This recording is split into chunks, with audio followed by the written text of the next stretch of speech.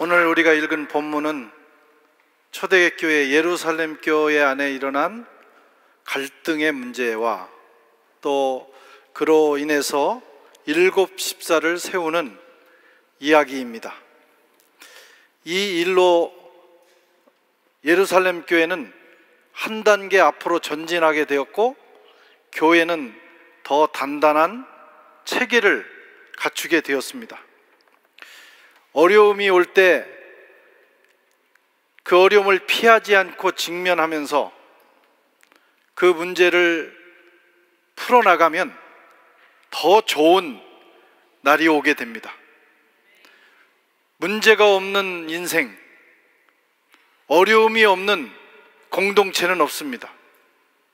중요한 것은 그것을 긍정적으로 해석하고 그 문제를 적극적으로 해결해 나가는 겁니다. 그러면 그 다음에 내가 생각했던 것보다도 더 좋은 일들이 펼쳐지게 됩니다. 예루살렘 교회에 어떤 일이 일어났습니까? 헬라파 유대인과 히브리파 유대인 크리스찬 사이에 갈등이 생긴 거예요. 예수 안 믿는 히브리인들이 아니라, 예수 안 믿는 유대인들이 아니라 교회 안에, 초대교회 안에 들어와 있는 히브리파와 헬라파 유대인 크리스찬 사이에서 갈등이 일어난 것입니다. 교회의 내분이에요.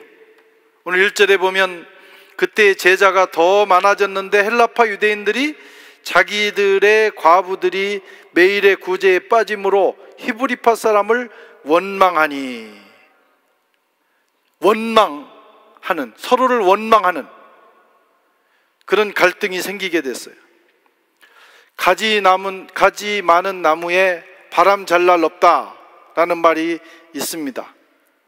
교회가 작을 때는 그렇게 큰 문제가 없었습니다. 그런데 교회가 부흥하면서 또 가족의 식구들이 늘어나면서 문제는 계속해서 발생합니다. 하지만 그것을 해결해 나가면 내부 결속도 되고 조직도 업그레이드 되는 법이에요. 그것을 잘 해결하면, 여러분, 부부간에도 싸우고 난 다음에 더 화해하면 더 가까워지는 거예요. 비 온 다음에 땅이 굳어진다고 그러잖아요. 그게 일반적인 원리입니다. 문제는 한 단계 우리의 삶을 업그레이드 시키는, 뛰어 올라가게 하는 디딤돌과 같습니다. 그래서 어떤 문제가 올 때 이상히 여기지 말아야 돼요. 뭐 이런 게 나한테 왔나? 우리 가정에 이런 게 왔나? 우리 교회에 왜 이런 어려움이 오는가? 그렇게 생각하지 말고 올 것이 왔구나. 자, 내가 이것을 딛고 한 단계 올라가야 되겠다. 이렇게 적극적으로 생각하면 문제는 반드시 해결할 수 있습니다. 그리고 더 좋은 날이 우리 앞에 펼쳐지는 줄로 믿습니다. 예루살렘 교회 안에 있는 이 갈등, 헬라파 유대인과 히브리파 유대인 크리스찬들 사이의 이 갈등, 사실 초대교회의 최초의 갈등이라고 볼 수도 있어요. 교회가 큰 내분에 휩싸여서 이게 갈라질지도 모르는 큰 문제가 발생한 겁니다. 그런데 이 문제의 원인은 뭐냐면 구제 문제예요. 구제라는 게 뭐예요? 어려운 사람들에게 어떤 걸 조금 나눠주는 겁니다. 지금 무슨 큰 신학적인 문제로 갈등을 빚은 것도 아니고, 뭐 어떤 엄청난 이슈가 있어서 그 문제를 놓고 지금 갈등이 일어난 게 아니고, 갈등이라는 게 너무 웃기는 거예요. 교회에서 과부들에게 나누어주는 구제에 누구는 받고 누구는 빠졌다. 얼마나 유치합니까? 여러분, 얼마 전에 예수님이 십자가에 못 박히셨어요. 바로 얼마 전에 성령이 오순절 다락방에 임하셨어요. 세상이 뒤집어졌어요. 메시아를 만난 거예요. 구원을 경험한 거예요. 율법을 초월하는 새로운 은혜의 시대를 만난 거예요. 그래서 내 생명을 주님께라도 바칠 것 같은 헌신이 있었어요. 어떤 이는 자기의 전 재산을 하나님 앞에 내놓았어요. 조금 전에는 또 아나니아 삽비라와 같은 사건도 일어났어요. 막 기적이 일어나요. 엄청난 일이 일어나. 이 정도면 우리가 절대로 시험 안 들고 끝까지 하나님 나라까지 갈 것 같은데, 이 사소한 문제, 먹는 문제입니다. 이게 밥 몇 그릇 받았냐 못 받았냐, 교회에서 선물 조금 받았냐 못 받았냐, 그 아주 유치한 문제로 지금 교회는 시험에 빠진 거예요. 여러분, 우리가 넘어지고 시험에 빠지고 공동체가 흔들릴 때 뭐 아주 중요한 이슈 때문에 그런 거 아닙니다. 그러면 좀 뭐 명분이라도 있는데 대개가 뭐냐면 서운하다, 섭섭하다, 뭐 쟤는 인정받고 나는 인정받지 못한다, 뭐 이런 아주 작은 유치한 문제가 우리를 시험에 빠뜨리는 거예요. 초대교회가 그랬어요. 예루살렘 교회 어떤 교회입니까? 우리 교회의 이상이에요. 우리는 예루살렘 교회처럼 돼야 된다. 근데 이건 안 되는 거예요. 너무 유치한 문제로 지금 이 예루살렘 교회가 문제가 발생했습니다. 자, 왜 이런 문제가 나왔냐? 지금 여기 히브리파 유대인 있고 헬라파 유대인이 있는데, 히브리파 유대인들은 고국을 지킨 사람들이에요. 다시 말하면 해외로 나가보지 못한 거예요. 그 안에서만 살았어요. 그런 면에서 아주 본토백이죠. 중요한 의미가 있습니다. 그런데 이 사람들의 문제는 헬라파보다 세계관이 좁고 본 게 없으니까, 그냥 자기들끼리만 살았으니까 배타적입니다. 그리고 지역적으로 가난할 수밖에 없어요. 세계관이 좁고 배타적이다. 저는 어렸을 때 이걸 경험했어요. 제 고향 얘기를 자꾸 해서 죄송한데, 저희는 진짜 시골이에요. 지난주에도 말씀드렸지만 고등학교 1학년 때 버스가 들어왔어요. 하루에 2번. 그러니까 굉장히 시골입니다. 근데 제가 초등학교 때 저희 이제 여름이 되면 그 동네 사람들 중에 서울에 사는 친척을 둔 사람들이 있어요. 그러면 이제 뭐 연초가 되면 달력도 보내와. 그래서 서울 아가씨가 그려져 있는 달력 다 보면 너무너무 신기한 거예요. 야, 저런 세상이 있나. 그런데 서울에서 누가 이제 방학 때 친척집에 내려와가지고 서울말을 쓰면 그게 너무 신기한 거예요.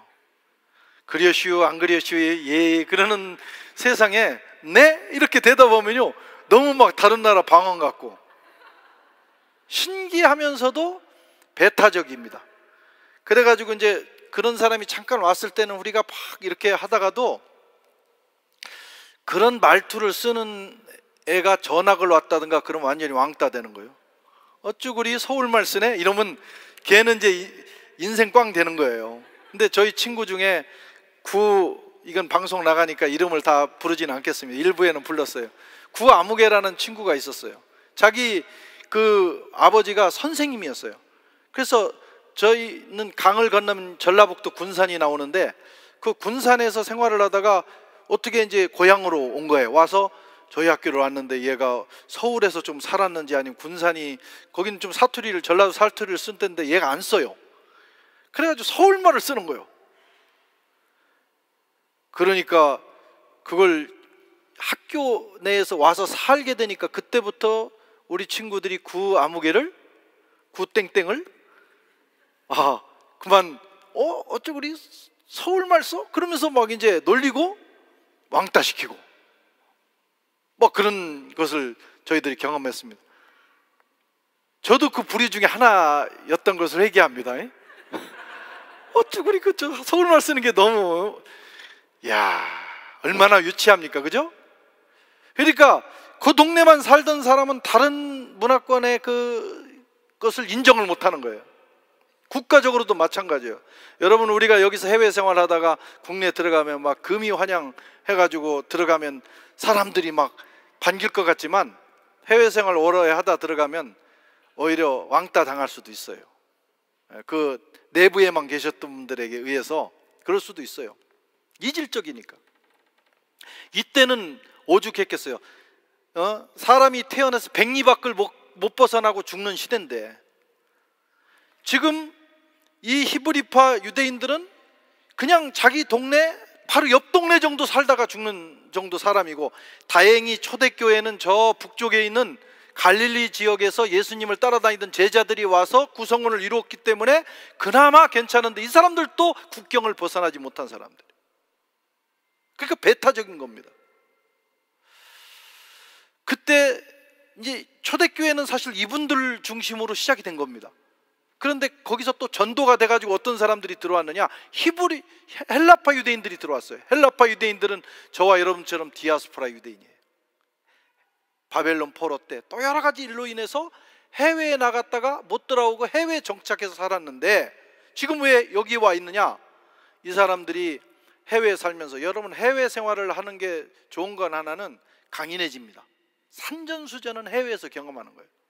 국내에서 아무리 힘들어도 말 안 통하고 그 제일 어렵잖아요.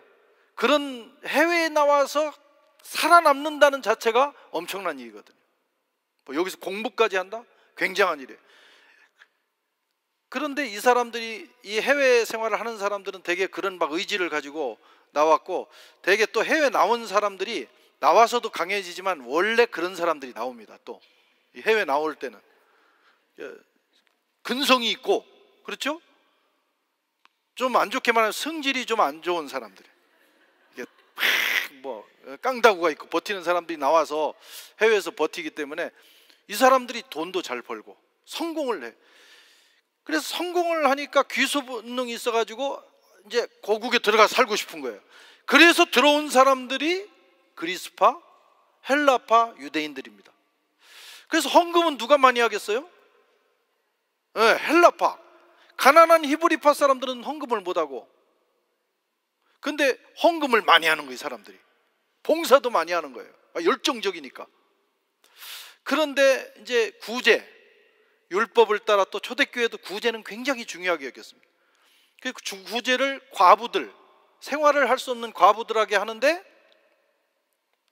가만히 보니까 히브리파 과부들은 구제를 받는데 헬라파 과부들은 구제에서 제외되는 거예요.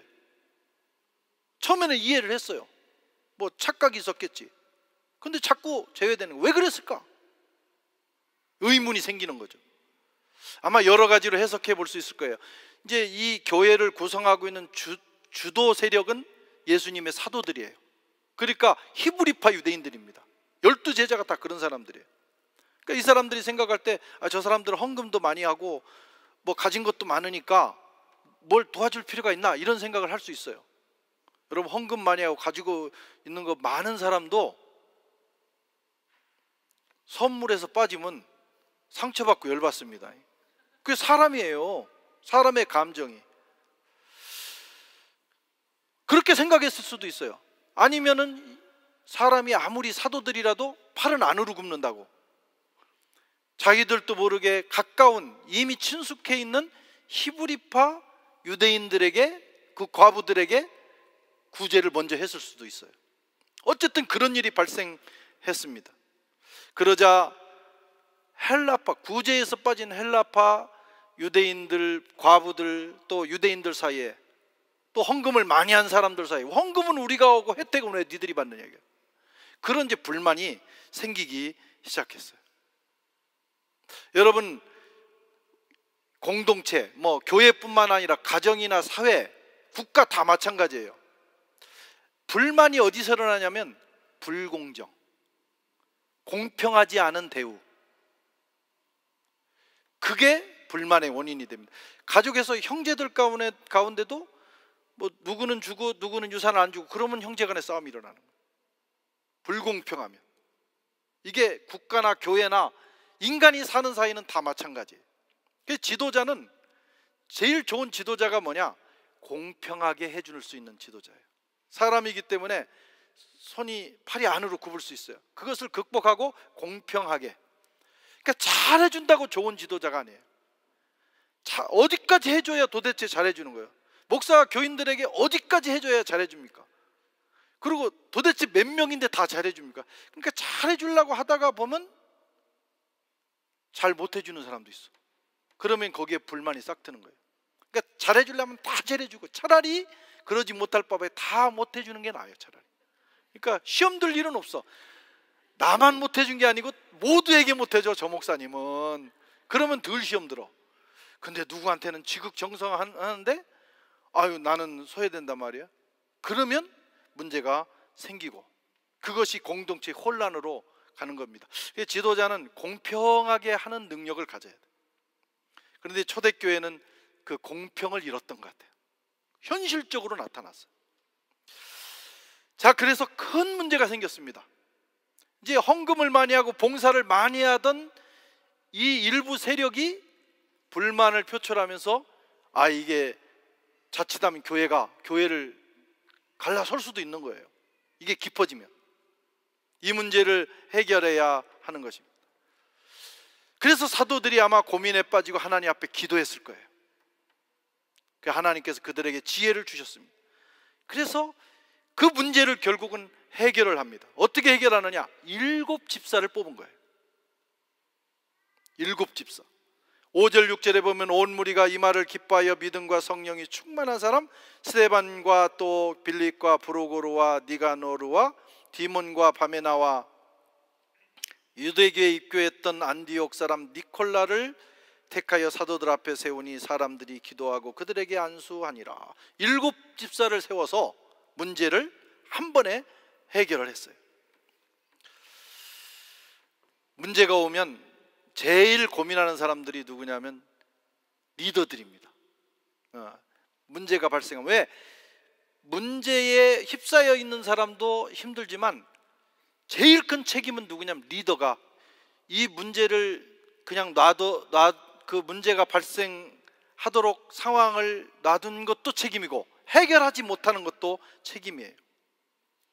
그래서 이 문제를 해결해야 됩니다. 이 사도들이. 그렇지 않으면 사도들이 리더십을 잃어버리는 거예요. 지도자의 능력은 위기 관리 능력입니다. 잘 될 때는요, 이게 훌륭한 지도자인지 아닌지를 몰라요.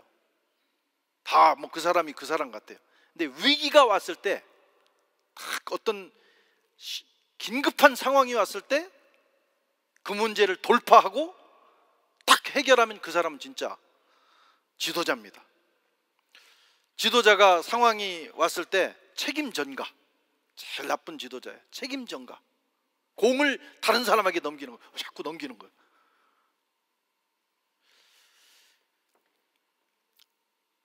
또 결정을 내리지 않는 것, 책임을 안 지겠다는 거거든요. 빨리 결정을 내려서 그 상황을 돌파하게 해야 되는데 결정을 안 내리고 피하는 거예요. 이런 지도자를 만난 공동체는, 그게 국가든지 그게 교회든지 가정도 마찬가지예요. 가정의 최고 지도자, 아버지가 책임 전가하는 거예요. 또 어떤 중요한 상황에서 결정을 못 내려주는 거예요. 딱 판단하고 정확한 결정을 내려줘서 돌파하게 하면 되는데 그렇게 안 하는 지도자, 그러면 그 공동체는 불행해지고 그 다음에 자기들끼리 싸워요. 나중에는 나쁜 지도자입니다. 이런 지도자를 만나면 나중에 그 공동체원들은 화병에 걸려. 나중에는 화가 납니다.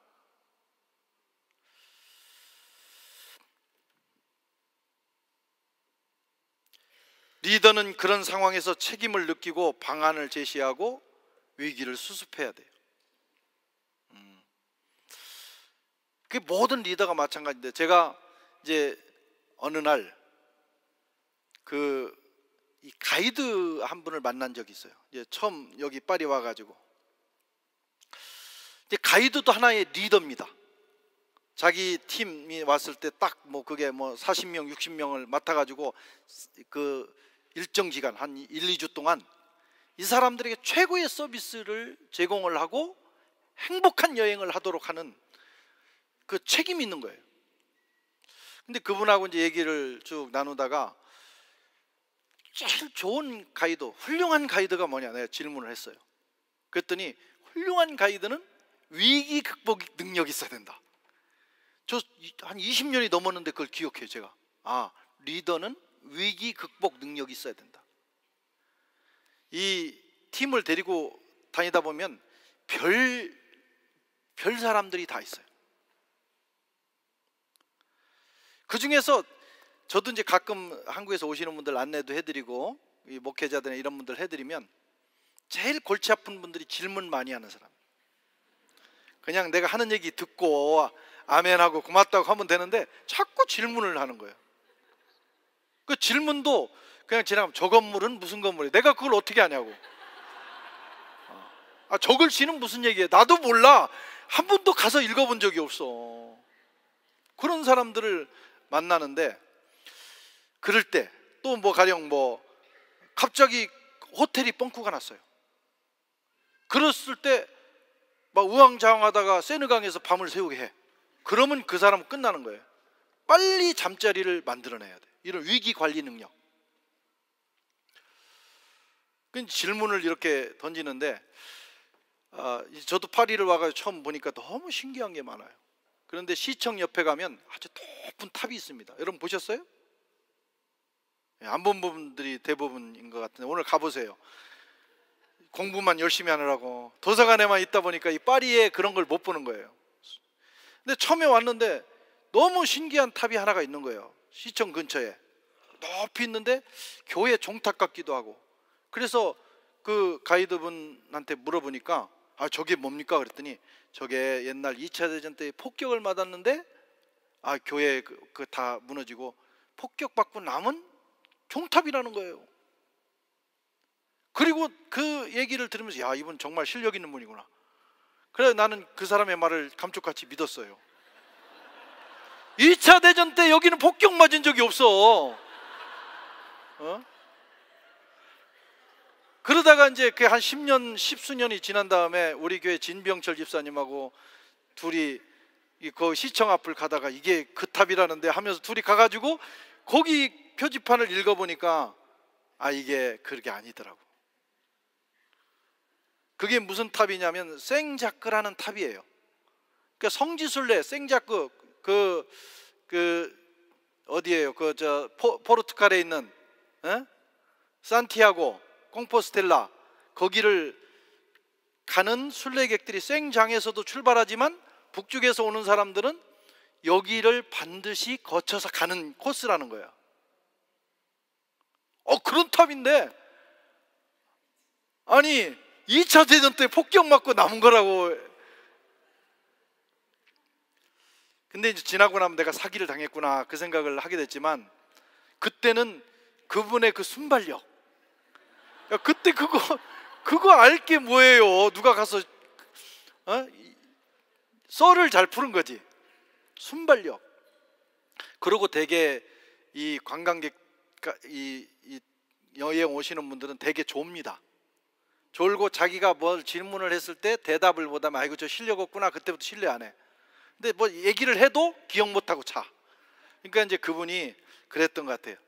하여튼 막 그렇게 해서라도 위기를 넘긴 거예요. 그랬더니 저 같은 사람도 그 리더에게 신뢰를 주고 그 사람이 하는 말에 귀를 기울이고 그랬던 기억이 있어요. 꼭 그렇게 하라는 건 아닙니다만은 제가 그때 이제 그분 얘기를 가슴에 새겼어요. 리더는 위기 관리 능력을 통해서 자기의 리더십을 세우는 것이구나. 초대교회 사도들의 리더십이 세워지는 시간이에요. 그들이 이 중요한 때에 하나님 앞에 기도하고 결단을 내리고 방향을 제시했습니다. 어떤 결단을 내렸냐? 첫째는 자기 기득권을 내려놨어요. 어떤 기득권입니까? 구제, 돈을 나눠주는 기득권. 여러분 잔치집에서 가장 힘센 사람이 누군지 아세요? 그 다과방에서 음식을 배분하는 사람이에요. 뭐 직장에서 누가 제일 힘이 세요? 월급 나눠주는 사람이에요. 다 그 사람의 눈치를 봅니다. 지금 초대교회는 이게 뭐 한두 명이 아니라 계속 교인들이 몰려오고 헌금을 하면서 재정이 쌓이면서 이제 구제를 하기 시작하는데 사람들이 이 사도들을 바라보는 거예요. 힘이 거기로 모이는 거예요. 이 재미가 솔솔한 겁니다. 그런데 그 기득권을 사도들이 내려놓은 거예요. 행정, 그리고 이 재정, 구제하는 일은 다른 이들에게 맡기겠다 하는 겁니다. 그리고 자기들은 영적인 일, 기도와 말씀에 집중하겠다. 그렇게 함으로 다 할 수 있지만 일부를 다른 사람에게 내려놓음으로 자기들이 해야 되는 기도와 말씀이라고 하는 더 중요한 일을 더 잘하게 된 겁니다. 그렇게 함으로 말씀의 역사가 일어나고, 그렇게 함으로 영적으로 깊어지고, 그렇게 함으로 이 사도들의 영적 권위가 더 세워진 것입니다. 이 선택과 집중, 이 리더십의 원리를 12사도가 초대교회에 발휘하게 된 거예요. 그리고 나서 한 일이 뭐냐면 믿음과 성령이 충만한 사람 7명을 집사로 세웠어요. 집사라고 하는 것은 집에서 일하는 사람이에요. 그러니까 집을 관리하는, 하나님의 집을 관리하는 사람들이에요. 그런데 이 7명의 이름을 보면 중요한 특징이 있어요. 스데반, 빌리, 브로고로, 니가노르, 디몬, 바메나, 안디옥 사람, 니콜라. 이 사람들의 이름은 다 히브리적 이름이 아니라 헬라파 이름이에요. 그리스식 이름이에요.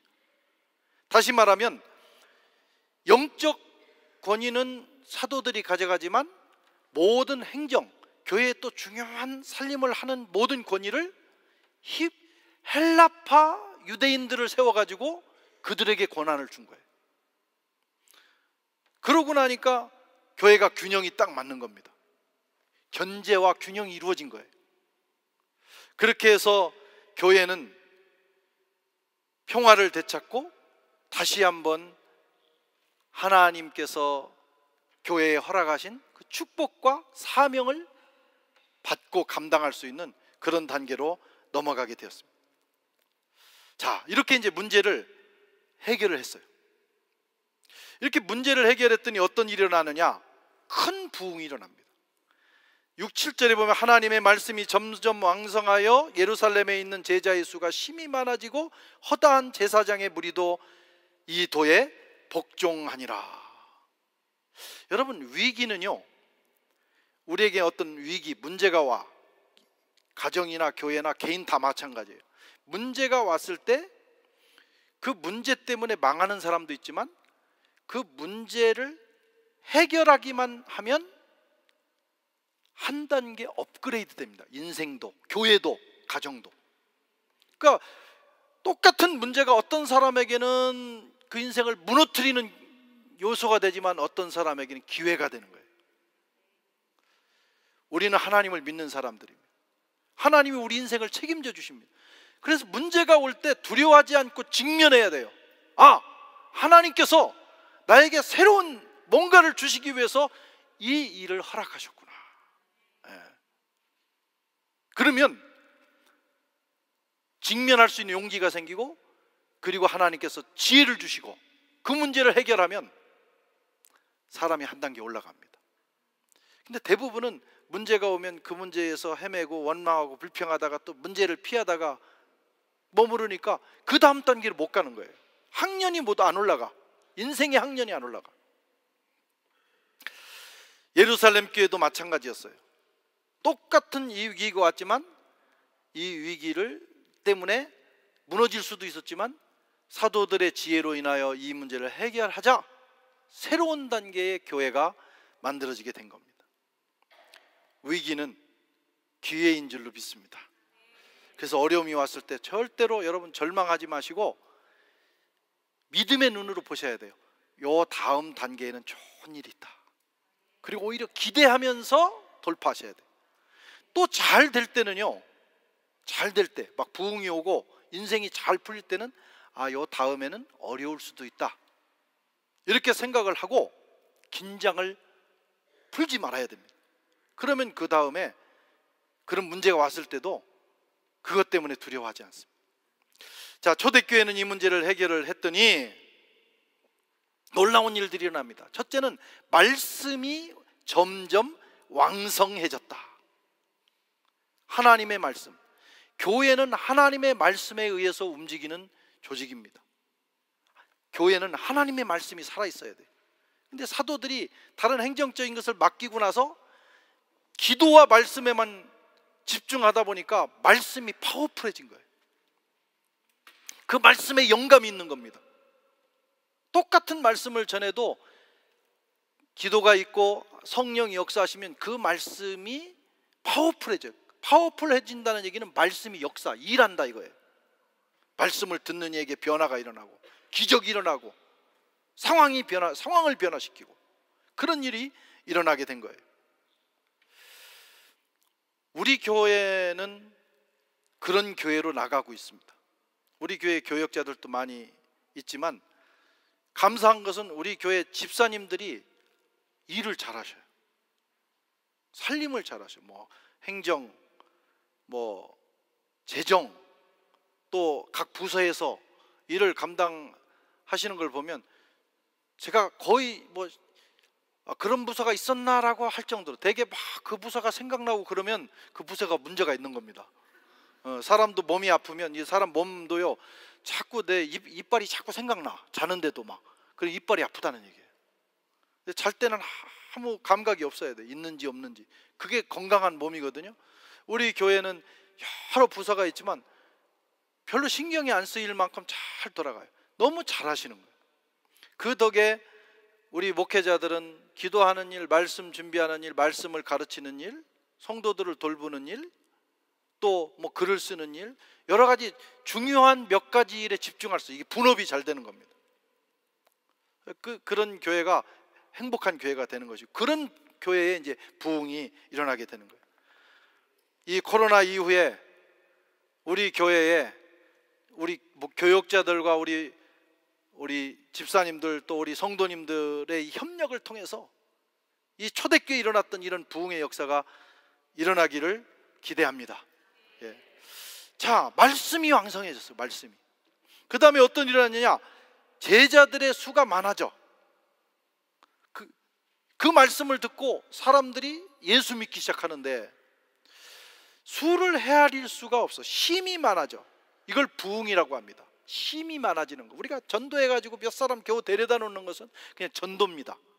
근데 부흥의 시대가 오면 사람들이 파도처럼 밀려와요. 역사상 그런 일이 있어서 초대교회가 그랬어요. 이 부흥의 시대, 막 성령 임하시고 부흥의 시대가 오니까 하루에 3,000명, 하루에 5,000명이 예수 믿고 세례를 받아. 상상해 보세요. 제가 10명만 세례 주려도 시간이 얼마나 걸리고 얼마나 쉽지 않습니다. 근데 3,000명 세례 주려면 발이 빠져. 정말 12명이 나서서 해도 3,000명, 5,000명을 하루에 세례 주려고 생각해 보세요. 막. 그런 어마어마한 장면이 펼쳐지는 것입니다. 이걸 부흥이라고 그래요. 이 초대교회가 이 문제를 넘어서자 이런 또 부흥이 오는 거예요. 힘이 많아지는 역사. 미국에서 제1차, 2차, 3차 대부흥이 일어나요. 미국 교회에. 막 그 사회를 뒤엎는 부흥입니다. 막 도시를 변화시키는. 영국에서도 1900년대 초에 대부흥이 일어나요. 웨일즈에서. 올 여름에 또 이제 웨일즈에서 열방 축제를 우리가 하게 되는데 저희도 지금 참여하려고 지금 예약을 해놨는데 여러분들도 많이 참여해서 기도하시면 참 좋습니다. 2주 동안 찬양하고 하루 종일 찬양하고 기도하고 찬양하고 기도하고 열방의 부흥을 위해서. 근데 거기서 하는 거예요. 1900년대 초에 부흥운동이 일어났던 거기. 그 인도에서도 중국에서도 그리고 평양에서도 막 부흥이 일어나는 거예요. 그건 사람이 인위적으로 막 열심히 전도해서 하는 정도가 아니라 하나님이 축복을 주시면 마치 파도가 밀려오듯이 그런 부흥이 일어나요. 초대교회에 이런 부흥의 역사가 다시 한번 일어나게 된 것입니다. 저는 이 코로나 이후에, 이제 코로나 사실 다 끝났습니다. 지금도 막 코로나 겁내하고 하는 사람들은 좀 이상한 사람들이에요. 다 끝났어요. 그 정도는 이제 다 옛날 우리 감기로도 그 정도 아프고 죽고 그랬어요. 그러니까 너무 두려워하지 말고 인생을 소모시키면 안 돼요. 이제 자신 있게 움직여야 됩니다. 그리고 우리가 이 코로나에서 살아남았다고 하는 것은 우리는 정말 놀라운 일이죠. 얼마나 많은 사람들이 돌아가셨습니까? 근데 이게 우리가, 저와 여러분은 생존자예요. 생존자 저와 여러분들에게 하나님은 새로운 기회를 주실 겁니다. 우리 교회에도 새로운 기회를 주실 거고, 우리 인생에 새로운 기회를 주실 거예요. 어떤 사람이 그런 기회를 맞이하느냐? 기대하셔야 돼요. 그리고 사모하고 기도하셔야 돼요. 준비하셔야 돼요. 새로운 시대가 열리고 있습니다. 자, 여기 보면 또 제사장의 무리도 이 도에 복종했다. 제사장이 누굽니까? 유대 사회의 권력자들이에요. 최고의 권력 그룹, 기득권 세력. 이 사람들이 자기들이 이단이라고 지금 결정한 이 유대교인들이 이단이라고 결정한 기독교에 대해서 얼마나 배타적인 반감을 가지고 있는데, 그 제사장 한두 사람이 온 게 아니고 제사장의 무리가 그냥 와가지고 예수를 믿고 제자가 된 거예요. 이건 엄청난 기적의 상황입니다. 이런 역사가 이 초대교회가 한번 문제를 잘 극복함으로 일어나게 된 것입니다. 여러분, 우리가 살아가면서 교회나 개인이나 가정에 문제 없는 곳은 없어요. 우리 가정은 왜 이렇게 문제 있을까? 나도 어렸을 때 그렇게 생각했어요. 왜 우리 엄마는 맨날 이렇게 아프실까? 우리 아버지는 왜 이렇게 무서울까? 우리 집은 왜 시골에 살아가지고 서울말도 못하고 충청도 그래시오 저래시오 하면서 살을까? 다 우리 집만 문제 있는 줄 알았더니 내가 지금까지 살아보니까 다 모든 집안에 문제가 있어요. 교회마다 문제가 있어요. 그건 중요하지 않습니다. 중요한 것은 어떤 태도로 우리가 임하느냐. 직면해야 됩니다. 그리고 기도해야 합니다. 하나님께 지혜를 구해야 합니다. 그러면 해결할 수 있는 지혜와 능력을 주시고, 그러고 나면 우리 인생이 한 학년 올라가는, 우리 교회도 한 단계 올라가는 축복을 누리게 되는 것입니다. 저와 여러분들의 이런 역사 있기를 축원합니다.